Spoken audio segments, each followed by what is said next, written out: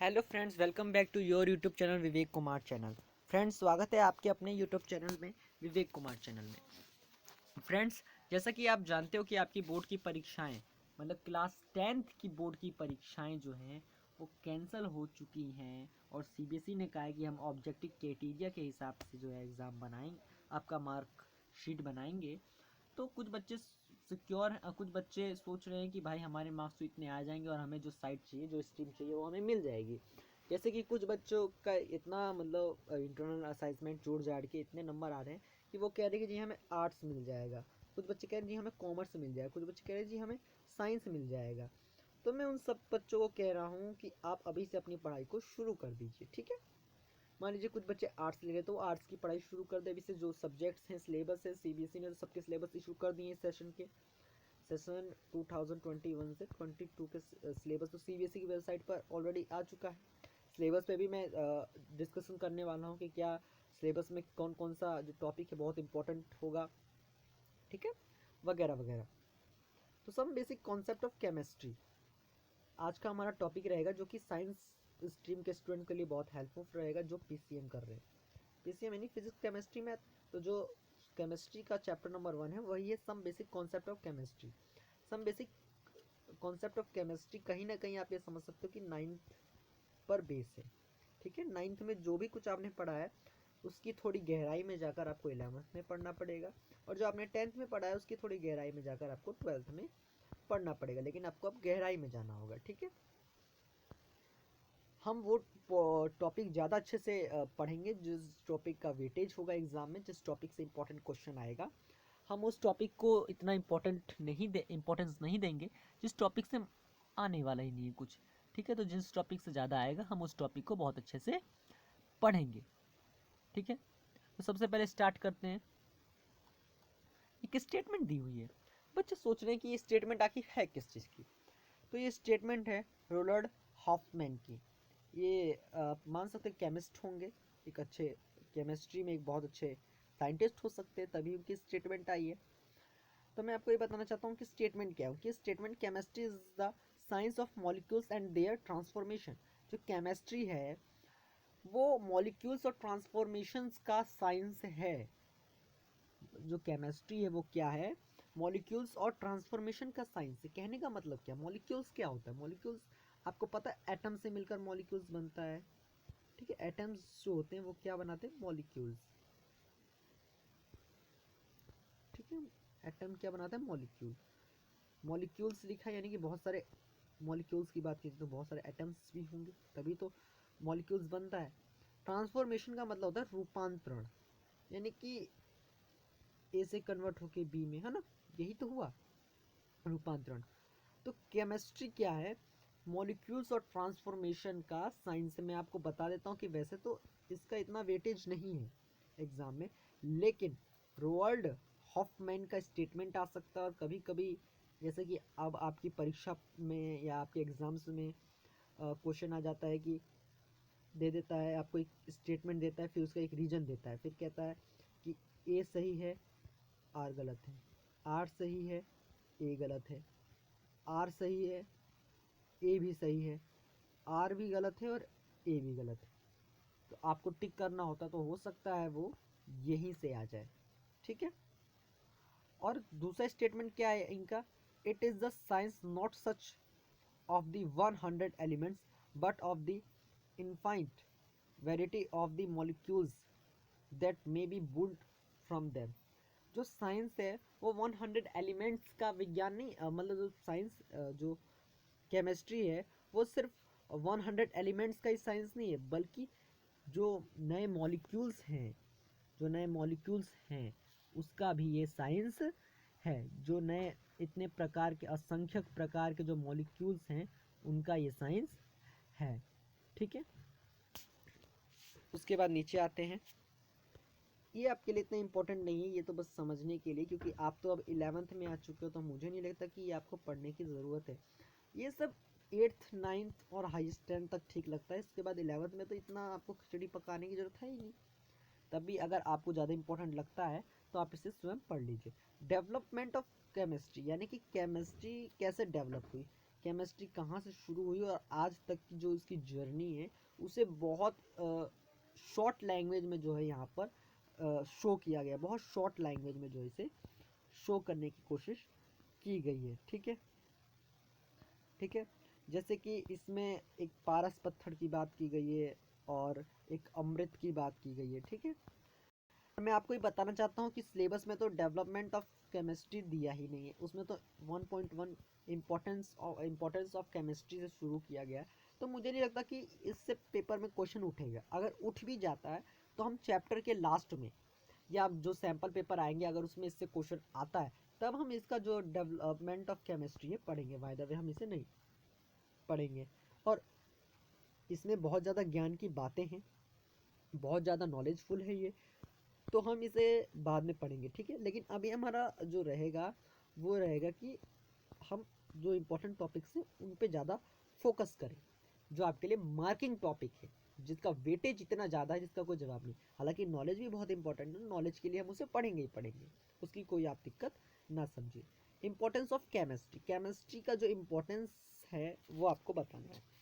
तो देखिए ये क्वेश्चन जो है मुझे लगता है कि कभी कभी ये क्वेश्चन 1 नंबर में भी आता है, कभी कभी ये 2 में भी आता है, कभी कभी ये 3 में भी आता है और कभी कभी ये 5 में आता है, क्योंकि इंपॉर्टेंस ऑफ केमिस्ट्री और बहुत इंपॉर्टेंट क्वेश्चन है। लेकिन अब ये क्वेश्चन ओल्ड भी हो गया है तो इसका वेटेज कहीं ना कहीं 5 में तो बहुत कम होता होगा, 1 2 3 और 3 में भी कम 1 2 3, बस इससे ज़्यादा नहीं होता होगा। 5 तो बहुत ज़्यादा रेयर हो गया, क्योंकि ये क्वेश्चन जो है बहुत आमतौर पे आने वाला क्वेश्चन हो गया है। ठीक है, importance of chemistry. So chemistry plays a central role in science and is often intertwined with other branches of science. ठीक है, जो केमिस्ट्री है वो बहुत इंपॉर्टेंट रोल प्ले करती जो सेंट्रल रोल प्ले करती है साइंस में। ठीक है, या समझ लीजिए साइंस का वो केंद्र है। क्या है? केंद्र है, सेंटर है। ठीक है, सेंट्रल रोल प्ले करती है। ठीक है, principle of chemistry are applicable in deserved areas such as weather patterns। जो केमिस्ट्री है वो बहुत सारे एरियाज में बहुत इंपॉर्टेंट रोल प्ले करती है। जैसे कि आप जानते हो वेदर पैटर्न, यानी केमिस्ट्री से हम वेदर पैटर्न भी पता करते हैं। जैसे कि वेदर पैटर्न से आप क्या समझ रहे हो कि मौसम कैसा रहेगा। मौसम विभाग है आपका, जो वेदर डिपार्टमेंट है, वो कैसे पता करता है। ठीक है, और जो ब्रेन का जो फंक्शन होता है वो भी केमिस्ट्री से ऑपरेट किया जाता है, केमिस्ट्री से ही हैंडल किया जाता है। और प्रोडक्शन इन केमिकल इंडस्ट्रीज, जो केमिकल इंडस्ट्रीज चलती है वो भी कहीं ना कहीं केमिस्ट्री से ही चलती है। ठीक है, मैन्युफैक्चरिंग, जो मैन्युफैक्चरिंग डिपार्टमेंट है, मैन्युफैक्चरिंग सेक्टर है, वो भी कहीं ना कहीं केमिस्ट्री से ही चलता है। एसिड है, सॉल्ट है, ड्रग्स हैं, सोप है। सोप तो सबसे साधारण उदाहरण, हम सॉल्ट भी कह सकते हैं, NaCl। टाटा नमक आता है आपके यहाँ? हाँ, टाटा नमक ही NaCl है। ठीक है, NaCl। और आपका जो सोप, लाइबॉय, डिटॉल और वाइट स्टोन, इतने सारे सोप हैं, ये भी कहीं ना कहीं केमिस्ट्री से ही। मेटल, मेटल भी जानते हो आप? मेटल तो आप सब वाकिफ ही, मेटल लोहा, चांदी, सोना, सब मेटल ही। ठीक है, और सबसे बड़ी लाइन देखिए, सब पैराग्राफ में से एक एक लाइन निकालिए। यहाँ से एक लाइन निकल जाएगी, यहाँ से एक लाइन निकलेगी, यहाँ से सबसे इंपॉर्टेंट लाइन पहली लाइन ही, chemistry contribute in a big way to the national economy. Chemistry का बहुत बड़ा जो है योगदान होता है किसमें? नेशनल इकोनॉमी में। हमारी जो अर्थव्यवस्था है उसमें केमिस्ट्री एक बहुत इंपॉर्टेंट रोल प्ले करती है। अब बच्चे कहेंगे सर कैसे, हाउ? अब इसी पे क्वेश्चन उठता है, हाउ। मान लीजिए पेपर में आ गया, chemistry contribute in a big way to the national economy, how? How, कैसे? तो अब आपको इसका आंसर पता होना चाहिए, कैसे? It also play an important role in, it also plays an important role in a meeting humans need for food. जो ह्यूमन हैं, जो हम लोग हैं, हमारी जो फूड की जो नेसेसरी है उसे कंप्लीट करता है केमिस्ट्री कहीं ना कहीं। हेल्थ केयर प्रोडक्ट्स, जो हेल्थ केयर प्रोडक्ट्स हमारी मेडिसिन हैं, सबसे बड़ी मेडिसिन। और अब तो कोविड चल रहा है, आपको पता है कोविड में मेडिसिन जो बन रही है, जो वैक्सीन बन रही है, वो कहीं ना कहीं केमिस्ट्री पर ही आधारित है। तो आप ये समझ लीजिए कि कोविड से तो क्वेश्चन एक ना एक आ ही जाएगा। इस चैप्टर में से कोविड से लिंक करके कोई ना कोई क्वेश्चन आएगा ही आएगा, ठीक है। और क्या है, and other material aimed at improving the quality of life. जो हमारा लाइफ है, जो हमारा जीवन है, उस जीवन की क्वालिटी को और इम्प्रूव करने के लिए जो भी मटेरियल तैयार होता है वो मटेरियल कहीं ना कहीं केमिस्ट्री से ही बना है, ठीक है। और क्या दिया हुआ है, large scale production of the improved verified chemistry provides method of the solution in a life saving drugs from natural resources at the impossible solution। इसमें एक बहुत इंपॉर्टेंट मैं आपको बता, कैंसर थेरेपी की 2 टैबलेट है, टैक्सोल और सिपैल्टीन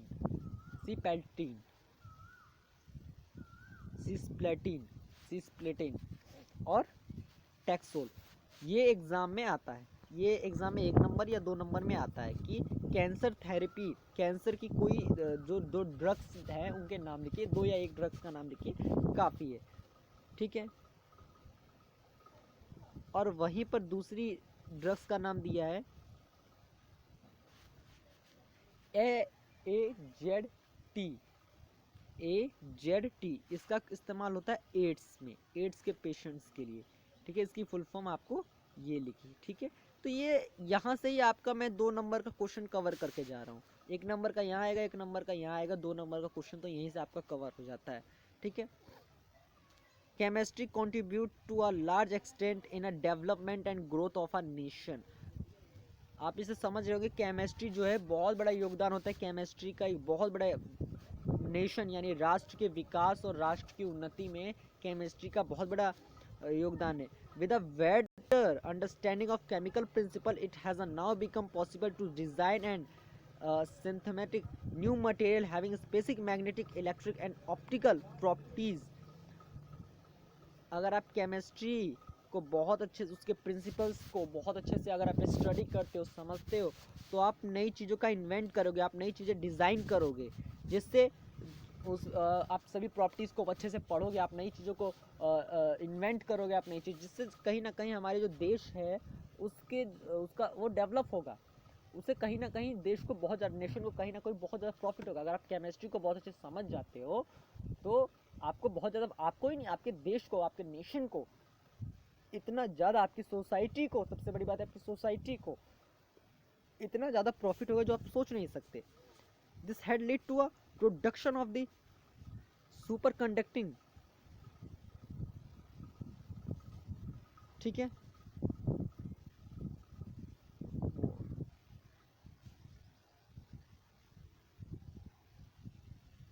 In recent year, chemistry has helped in a dealing with some of the pressing aspects of environmental degradation, समझिए, डिग्रेडेशन समझिए। कुछ सालों से केमिस्ट्री जो है बहुत इम्पोर्टेंट, हमारी बहुत ज़्यादा हेल्प कर रही है एक बहुत बड़ी सिचुएशन को हैंडल करने में, एक बहुत बड़ी सिचुएशन को डील करने में केमिस्ट्री हमारी हेल्प करी। आखिर वो सिचुएशन कौन सी सिचुएशन, इन्वायरमेंटेबल, जो हेड्रस हो रहा है, जो नुकसान हो रहा है, जो पर्यावरणीय क्षति हो रही है, किससे, CFC, क्लोरोफ्लोरोकार्बन 10th में 15 chapter, our environment, chlorofluorocarbon, ozone, ozone, पता है आपको ओजोन के बारे में? बहुत बढ़िया, ओजोन के बारे में पता होना चाहिए। आपको पता ना, अंटार्कटिका में ओजोन का जो है छिद्र हुआ था, छेद हो गया था, जिसमें उसका पता शायद 1992, मुझे एग्जैक्ट डेट नहीं पता, शायद 1992 में उसका पता चला था। और तभी एजेंडा 21 सॉरी अलग मामला हो गया। तो वो क्यों हो रहा था? क्लोरोफ्लोरोकार्बन के कारण होता। कौन से कार्बन के कारण होता? क्लोरोफ्लोरोकार्बन। आखिर क्लोरोफ्लोरोकार्बन से क्या क्या बीमारियां हो सकती हैं? और ग्रीन हाउस गैसेस, तो ये तो आपका 9th का है, ठीक है। कैंसर, कैंसर जैसी प्रॉब्लम, स्किन कैंसर हो सकता है ना आपको, स्किन कैंसर हो सकता है आपको, और भी बहुत सारी बीमारियां थी जो हो सकती थी, ठीक है। अब देखिए बहुत इंपॉर्टेंट यहाँ पर एक लाइन है, a developing country like India needs talent and creative chemist for accepting such challenge. To be a good chemist and to accept such challenges one need to understand the basic concept of chemistry, ठीक है, विच begin with the concept of matter. समझिए, हालांकि एक line छोटा सा मैंने वाक्य ज़्यादा पढ़ दिया, यहाँ से अ से ए से, और आप पढ़िए यहाँ तक, अ developing country like India, developing यानी विकासशील, इंडिया तो डेवलपिंग ही है, और पता नहीं कब तक डेवलपिंग रहेगा, भगवान जाने ये बात तो। नीड्स टैलेंट, जो इंडिया है उसे बहुत ज़्यादा टैलेंट और क्रिएटिव केमिस्ट की ज़रूरत है। कहने का टैलेंटेड और क्रिएटिव क्यों चाहिए, ताकि हम जो चैलेंजेस हैं हमारे सामने, जो हमारे सामने चैलेंजेस खड़े हैं, कैसे चैलेंजेस खड़े हैं, सबसे पहले तो जो बीमारियां हैं, जो आज के समय में मान लीजिए कोविड है।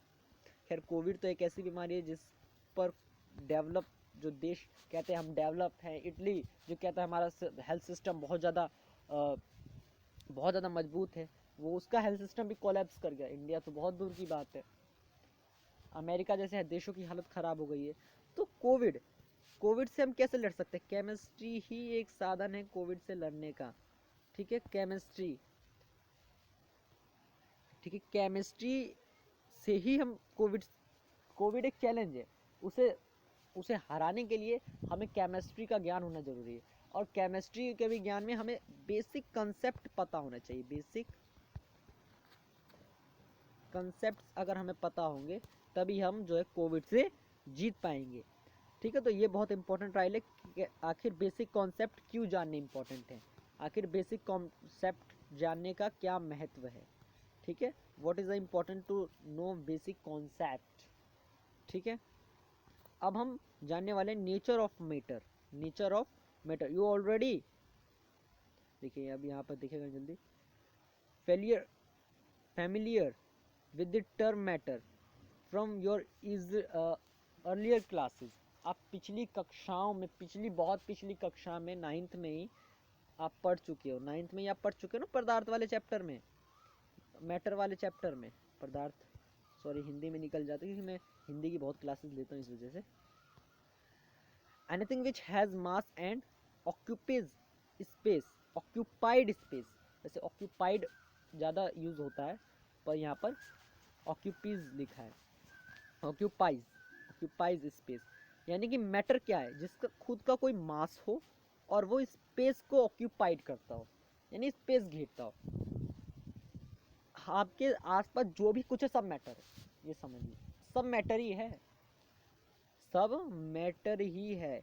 क्यों, क्योंकि सबका मास भी है, और दूसरी बात सबका सबका स्पेस भी, कुछ ना कुछ सबका स्पेस भी ऑक्यूपाइड करते हैं। जैसे आपके आसपास क्या होगा, आपके आसपास हो सकता है फ़ोन हो, क्योंकि आजकल तो फ़ोन तो सबके पास है, तो फ़ोन का मास भी है, और जो फ़ोन है आपका वो स्पेस भी घेरता है ना, आपका फ़ोन स्पेस भी तो ऑक्यूपाइड करता है, स्पेस भी ऑक्यूपाइड करता होगा, तो यानी कि वो मास, उसका मास भी है और वो स्पेस भी ऑक्यूपाइड करता है, ठीक है।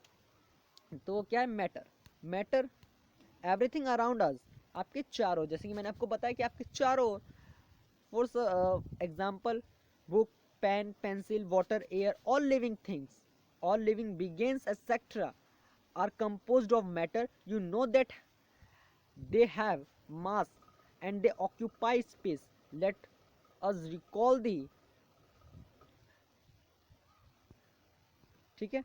तो अब आगे पढ़ते हैं। इतना तो देखिए इस पैसेज का सार क्या था, इस पैसेज का जो कहने का मतलब ये था, ये बताना चाह रहा था कि मैटर होता क्या है। तो मैटर का जो है मास होता है, और वो जो है स्पेस ऑक्यूपाइड करता है, स्पेस जो है कुछ ना कुछ स्पेस घेरता है, उसका कुछ ना कुछ मास होता है और स्पेस घेरता है, ठीक है, वो मैटर होता है। अब स्टेट ऑफ मैटर, मैटर क्या होता है, you are aware that the matter are exist in 3 physical state, solid, liquid, gas. Physical, आखिर अब समझने वाली बात है क्या कि यहाँ फिजिकल क्यों कहा है, फिजिकल कहने का मतलब क्या है, क्योंकि केमिकल स्टेट्स भी होते हैं। क्या होते हैं बेटा, केमिकल स्टेट भी होते हैं। तो अभी तो आपको फिजिकल स्टेट के बारे में बताया जा रहा है। Soiled, liquid, soiled, liquid, gas, ठीक है। अब इनकी कुछ प्रॉपर्टीज़ भी हैं, उन प्रॉपर्टीज़ को भी जानेंगे। हालांकि आप 9th क्लास में इसे बहुत अच्छे से डिटेल में पढ़ चुके हो। मैं जहाँ तक जानता हूँ कि 9th क्लास में आपने बहुत डिटेल में इसे पढ़ा है, लेकिन अभी भी आपको इसे पढ़ना है। Particles are held very close to each other in solids. जो सॉइल्ड है, जो सॉइल्ड्स है, सॉइल्ड, सॉइल्ड को वैसे हिंदी में ठोस कहते हैं। क्या कहते हैं, ठोस। क्या कहते हैं, ठोस कहते हैं, ठीक है, हिंदी में से ठोस कहते हैं। जो सॉइल्ड होता है ना, वो बहुत, उसके जो पार्टिकल्स होते हैं बहुत क्लोज होते हैं। कहने का मतलब ये पार्टिकल्स इतने क्लोज होते हैं कोई भी पार्टिकल मूवमेंट नहीं कर सकता। Not much freedom of movement, movement के लिए किसी के पास स्वतंत्रता मतलब फ्रीडम ही नहीं है, वो मूवमेंट कर ही नहीं सकता। मान लीजिए ये एक बक्सा है, यहाँ पार्टिकल्स, या एक चित्र दिया होगा आपने, हाँ ये रहा, ये देखिए सॉइल्ड का एक चित्र है।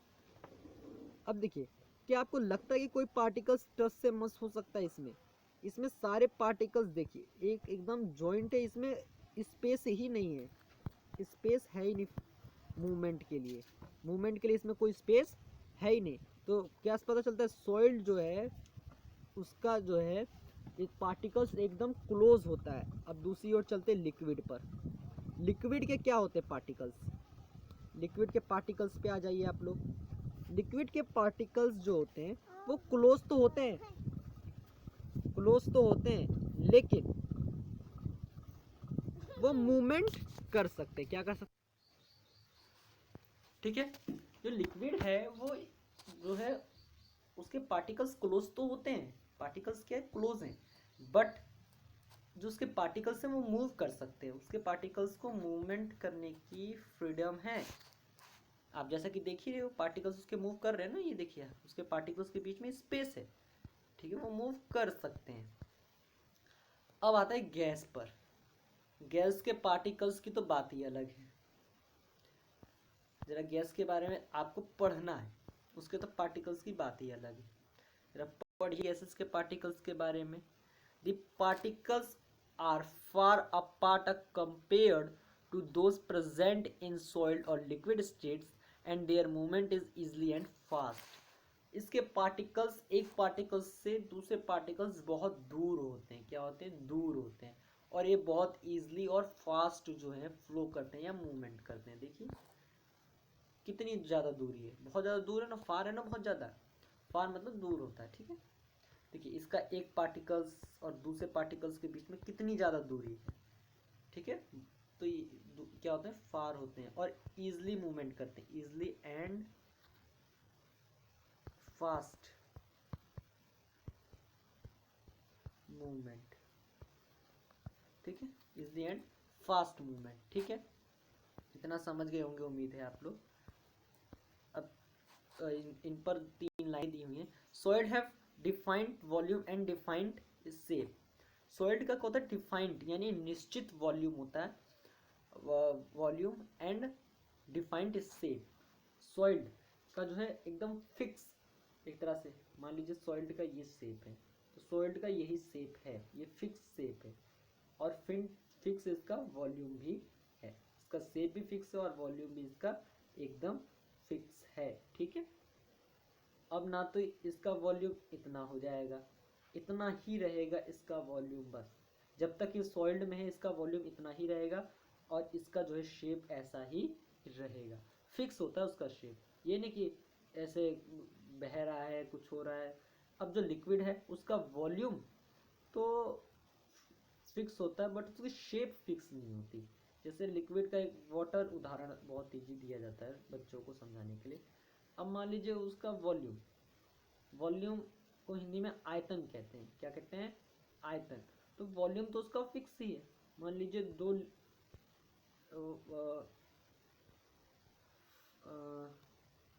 उसका वॉल्यूम कितना है, 1 लीटर, ठीक है। वॉल्यूम तो उसका फिक्स है, लेकिन उसकी शेप फिक्स नहीं है। शेप क्या है, मान लीजिए ज़मीन पे गिर जाए तो कभी ऐसे जाएगा, ऐसे जाएगा, ऐसे जाएगा, तो उसकी कोई शेप फिक्स नहीं है। उसकी शेप क्या होती है? They take the shape of the container in which they are placed. जिस कंटेनर में उसे रखा जाता है उसी कंटेनर जैसी वो शेप ले लेता है। जैसे मान लीजिए ये इसका कंटेनर है वॉल्यूम का, सॉरी वाटर का, तो वाटर इस कंटेनर में रखा जाता है। वाटर क्या करा जाता है, इस कंटेनर में हम लोग रख देते हैं। ये लीजिए मैंने वाटर रख दिया, तो अब इसका साइज कैसा हो गया, ऐसा हो गया। अब मान लीजिए इसे मैं रखता हूँ, ये कोई गोल है गुब्बारे में और इसे मैं इतना रखता हूँ, तो अब इसका साइज कुछ इस प्रकार का हो जाएगा। समझ रहे ना आप? तो ये बातें हैं। तीसरा भी एक लाइन है, gases have neither defined volume nor defined shape. ना तो इसका कोई वॉल्यूम है और ना ही इसकी कोई शेप है। मतलब ये कहीं भी इधर उधर फ्लो करता रहता, कोई इसका शेप नहीं, कहीं कुछ नहीं, बस फ्लो ही करता रहता है। ठीक है। उसके बाद क्लासिफिकेशन ऑफ मैटर आता है, जो कि इम्पोर्टेंट है। क्लासिफिकेशन ऑफ मैटर का एक बार चार्ट देखना है। देखिए क्लासिफिकेशन ऑफ मैटर, ऊपर जो आपने क्लास ऊपर भी क्लासिफिकेशन ऑफ मैटर था, तो क्लासिफिकेशन ऑफ मैटर जो है वो दो प्रकार से वैसे किया जाता है। फिजिकल, मैं आपको बहुत डिटेल में समझाने की कोशिश करता हूँ, तभी ऊपर फिजिकल स्टेट का गया, फिजिकल एंड केमिकल। ये हुआ आपका केमिकल। तो केमिकल का ये दो भाग होते हैं और फिजिकल का soil liquid gas, soil liquid और गैस। ठीक है। तो ये केमिकल के हैं। तो केमिकल का होता है पहले मिक्सचर और प्योर सब्सटेंस, मिक्सचर और प्योर सब्सटेंस। ठीक है। अब मिक्सचर, मिक्सचर से ही आपको कुछ समझ आ रहा है, मिक्स हो जो, है ना। मिक्सचर से आपको क्या आ रहा है कि मिक्स हो। व्हेन अब mixture contains many type of particles. जो मिक्सचर होता है वो कई पार्टिकल्स से जो है बना होता है, अलग अलग डिफरेंट डिफरेंट पार्टिकल्स होते हैं उसमें, कोई एक पार्टिकल नहीं होता। टू और more pure substance which may be present in it. दो या दो से अधिक प्योर सब्सटेंस मिलकर एक मिक्सचर बनाते हैं। क्या बनाते हैं? मिक्सचर बनाते हैं। क्या बनाते हैं? मिक्सचर। दो या दो से अधिक जो प्योर सब्सटेंस होते हैं, उसके जो पार्टिकल्स होते हैं वो मिलकर क्या बनाते हैं? एक मिक्सचर बनाते हैं। क्या बनाते हैं? मिक्सचर। ये सब तो आपने पढ़ा हुआ है, मिश्रण, जो आपने लगभग लगभग 9th में ही पढ़ा है आपने, सेकंड चैप्टर है शायद, सेकंड या थर्ड जो भी चैप्टर है। ठीक है। जैसे आप इसका उदाहरण देख सकते हो, शुगर सॉल्यूशन, एयर, टी। ठीक है। ये सब हो सकता है। तो मिक्सचर जो होता है उसके दो टाइप होते हैं, और एक होता है होमोजीनियस और एक होता है हाइड्रोजीनियस।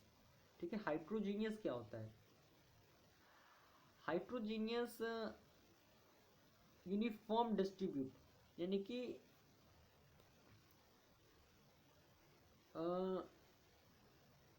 होमोजीनियस में आप ये समझ सकते हो। देखिए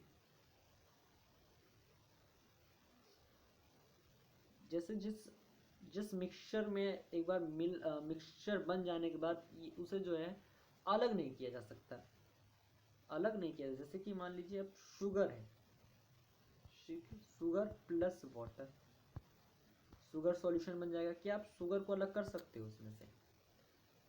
आप क्या उसमें से शुगर अलग कर सकते हो? हालांकि दोनों अलग अलग पार्टिकल्स हैं, ऐसा तो है नहीं कि वाटर के पार्टिकल, क्योंकि शुगर तो एक अलग पार्टिकल्स है और वाटर में तो H2O है ना। शुगर के पार्टिकल्स अलग हैं और वाटर के पार्टिकल्स अलग हैं, लेकिन दोनों मिक्स होकर एक ऐसा जो है मिक्सचर बना देते हैं जिससे पता नहीं चलता कि वह मिक्सचर अलग है। यानी कि एक बहुत ही एक ऐसा मिक्सचर बना देते हैं जो इस मिक्सचर को अलग नहीं किया जा सकता। ठीक है। और हाइड्रोजीनियस क्या होता है? हाइड्रोजीनियस नॉट यूनिफॉर्म होता है। कहने का मतलब ये है कि इसमें जो है इसे अलग किया जा सकता है, इसका जो मिक्सचर होता है इसे अलग किया जा सकता है विधियों द्वारा। ठीक है। इसे अलग किया, जैसे कि चीनी और नमक मिला दिया जाए तो उसे अलग किया जा सकता है। अब दाल में कंकड़ गिर गया, उसे अलग किया जा सकता है। दिया जा सकता है ना, उसी तरह से, ठीक है। इसकी कुछ विधियां आपने पढ़ रखी हैं 9th में, ठीक है। तो डेली लाइफ में हो सकता है कुछ आपने देखा हो, जैसे चावल में कंकड़ पड़े जाते हैं तो आपकी माँ जो होती है, माँ या बहनें जो भी आपके घर में खाना बनाती हैं वो कंकड़ निकालती होंगी हेड पिकिंग द्वारा, है ना। और फिल्टराइजेशन होता है, क्रिस्टल्स होता है, और भी बहुत सारी विधियाँ होती हैं। और प्योर सब्सटेंस क्या होता है? प्योर सब्सटेंस के बारे में आते हैं। प्योर सब्सटेंस होता है जो एक ही तरह के पार्टिकल से बना हो। प्योर सब्सटेंस के भी दो भाग होते हैं, एक होता है एलिमेंट्स और एक होता है कंपाउंड। हिंदी मीडियम के बच्चों के लिए मैं बता दूं, एलिमेंट्स का मतलब होता है तत्व और कंपाउंड का मतलब यौगिक होता है, ठीक है। तो प्योर सब्सटेंस से जो बने होते हैं, प्योर सब्सटेंस क्या होता है? जो एक ही प्रकार के एलिमेंट्स से, या सॉरी एक ही प्रकार के जो जिसमें फिक्स्ड कंपोजिशन होता है, एक तरह से आप समझ लीजिए फिक्स्ड कंपोजिशन जिसमें होता है वो होता है प्योर सब्सटेंस। जैसे कॉपर, सिल्वर, गोल्ड, वाटर, ठीक है, ग्लूकोज। अब ग्लूकोज क्या है? उसमें कार्बन है, हाइड्रोजन है, ऑक्सीजन है, यानी फिक्स्ड रेशियो, आप एक तरह से कह सकते हो फिक्स्ड रेशियो में जो भी हो वो फिक्स्ड रेशियो में मिला हो। जबकि मिक्सचर में कुछ भी फिक्स्ड रेशियो में नहीं होता। मिक्सचर में हो सकता है, मिक्सचर में क्या होता है, मिक्सचर में सब अनफिक्स्ड रेशियो होता है, अनफिक्स्ड रेशियो। जबकि प्योर सब्सटेंस में फिक्स्ड रेशियो होता है, पार्टिकल्स का फिक्स्ड रेशियो होता है, ठीक है, कि इस ही रेशियो में जो है मिलेगा। अब प्योर सब्सटेंस के जैसे मैंने ऊपर बताया कि एलिमेंट्स और कंपाउंड में होता है। एलिमेंट्स क्या होता है? एलिमेंट्स का है कि वो एक प्रकार के ही एटम से बना हो। एलिमेंट्स क्या होता है? एक प्रकार के ही एटम से बना रहता है। क्या बना रहता है? वन टाइप एटम से ही बना रहता है। जबकि दिस पार्टिकल्स में एक्स्ट्रा एटम और मॉलिक्यूल्स, यानी कि मॉलिक्यूल्स या एटम्स एक ही प्रकार के मॉलिक्यूल्स या एटम से बना रहता है, ठीक है। मॉलिक्यूल्स कैसे बनते हैं? एटम से मॉलिक्यूल्स बनते हैं, ठीक है। Previous classes, however, you will be studying about them in detail in Unit 2. Sodium, copper, silver, hydrogen, oxygen, etc. are some examples of elements. क्योंकि देखिए ये सब एक ही तरह के एटम से बना हुआ है। सोडियम भी, कॉपर भी, सिल्वर भी। सोडियम के अपने एटम्स हैं, कॉपर के अपने एटम्स हैं, सिल्वर के अपने एटम्स हैं, हाइड्रोजन के और ऑक्सीजन के, ये एक ही तरह के एटम्स से बने हुए हैं, ठीक है। तो ये क्या होते हैं? एलिमेंट्स होते हैं, ठीक है। However, that atoms of different elements are different in nature. Some elements such as sodium or copper contain atoms as constituent particles, whereas in some others the constituent particles are molecules which are formed by two or more atoms. For example, hydrogen, nitrogen and oxygen. Gases consist of molecules in which two atoms combine to give their respective molecules, ठीक है, जैसे कि आपको इस figure में दिखाया गया है। मॉलिक्यूल्स जैसे कि मैं आपको बताता हूँ, एटम से मॉलिक्यूल्स बनता है, तो एक एटम बनना दिया उसने मॉलिक्यूल्स, ठीक है। तो इस तरह से बनता है, आप समझ रहे होंगे मेरी बातों को। अब कंपाउंड क्या होता है? कंपाउंड के बारे में भी जानना जरूरी है, ठीक है। कंपाउंड को आप इस तरह से समझ सकते हो कि ये भी एक फिक्स्ड रेशियो वाला ही बात होता है। इसमें भी क्या होता है? एकदम फिक्स्ड रेशियो, लेकिन ये मॉलिक्यूल्स से बनता है, एक तरह से आप कह सकते हो मॉलिक्यूल से, ठीक है। क्या बनता है? ये मॉलिक्यूल से बनता है। when two or more atoms of different element combine together at a definite ratio, the molecules of a compound, जैसे कि आपको पता है कि H2O क्या है? एक मॉलिक्यूल है। क्या है? एक मॉलिक्यूल है, ठीक, एक मॉलिक्यूल है। अब मान लीजिए ये तो एक मॉलिक्यूल है, तो जैसे मैंने कहा कि ये एक जार है।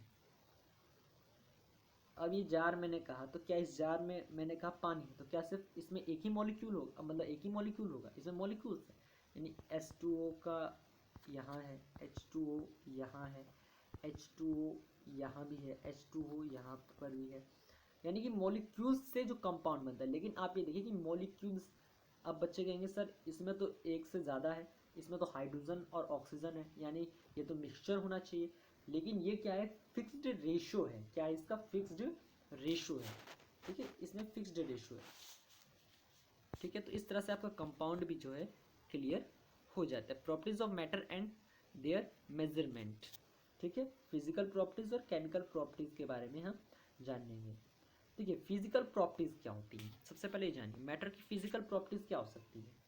फिजिकल प्रॉपर्टीज हम उसका मेल्टिंग पॉइंट, बॉइलिंग पॉइंट और या डेंसिटी, ठीक है, डेंसिटी और कलर, जिसमें हमें जिसे पता करने के लिए हमें उसमें कुछ भी हम उसे ऊपर से ही देख कर, जिसमें जैसे पता करने के लिए हमें उसमें कुछ छेड़छाड़ करने की जरूरत ना हो, यानी कि हम उसे चेंज करने की जरूरत ना हो। ठीक है, ऊपर से ही देख कर उसे बता सकते हैं। लेकिन केमिकल प्रॉपर्टीज क्या होती है, जिसके लिए हम उसे कंपोजिशन, कंबस्ट कंबस्टिबिलिटी और रेकेलेबिलिटी, एसिडिटी और बेसिली, यानी कि उसकी प्रकृति जानना, वो एसिडिक है या बेसिकिटी है।